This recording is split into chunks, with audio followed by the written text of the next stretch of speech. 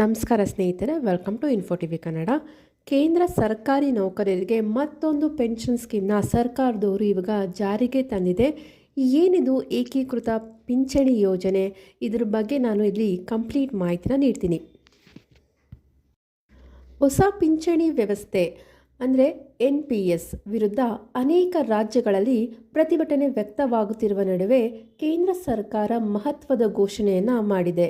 ಸರ್ಕಾರಿ ಉದ್ಯೋಗಗಳಿಗೆ ಖಚಿತ ಪಿಂಚಣಿ, ಕುಟುಂಬ ಪಿಂಚಣಿ ಮತ್ತು ಖಚಿತ ಕನಿಷ್ಠ ಪಿಂಚಣಿಯನ್ನು ನೀಡುವ ಏಕೀಕೃತ ಪಿಂಚಣಿ ವ್ಯವಸ್ಥೆಯನ್ನು ಪ್ರಕಟಿಸಿದೆ.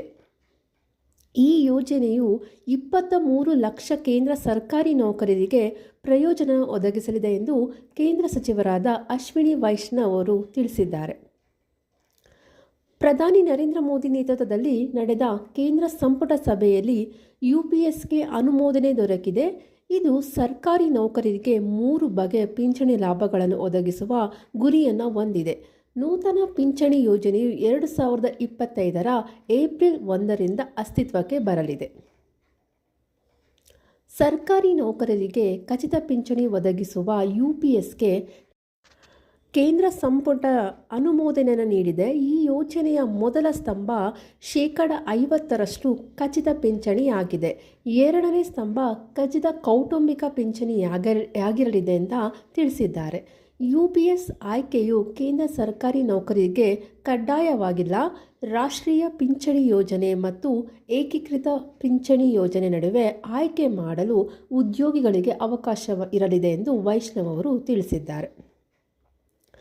ಖಚಿತ ಪಿಂಚಣಿ ಅಂದರೆ ಏನು ಅಂದರೆ, ಈ ಯೋಜನೆಯು ಕನಿಷ್ಠ 25 ವರ್ಷ ಸೇವೆ ಸಲ್ಲಿಸಿರುವ ಸರ್ಕಾರಿ ನೌಕರರು ನಿವೃತ್ತಿಗೂ ಕೊನೆಯ 12 ತಿಂಗಳ ಮುನ್ನ ಪಡೆಯುವ ಸರಾಸರಿ ಮೂಲ ವೇತನದ 50% ಮೊತ್ತವನ್ನು ಖಾತರಿಪಡಿಸುತ್ತೆ.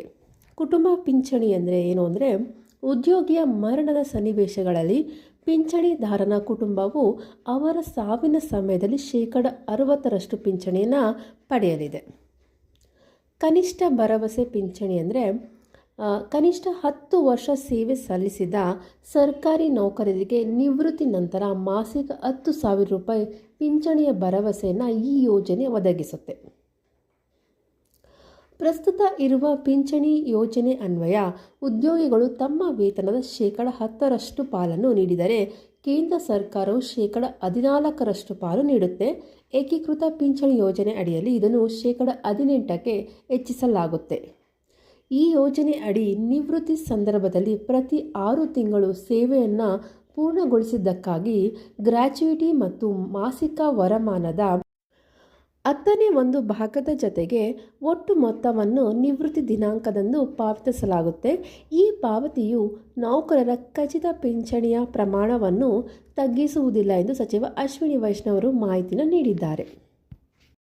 ಇವಿಷ್ಟು ಕೇಂದ್ರ ಸರ್ಕಾರದ ಜಾರಿಗೆ ಆಗಿರುವ ಹೊಸ ಪಿಂಚಣಿ ಯೋಜನೆ ಅಂದರೆ UPS, ಯೂನಿಫೈಡ್ ಪೆನ್ಷನ್ ಸ್ಕೀಮ್.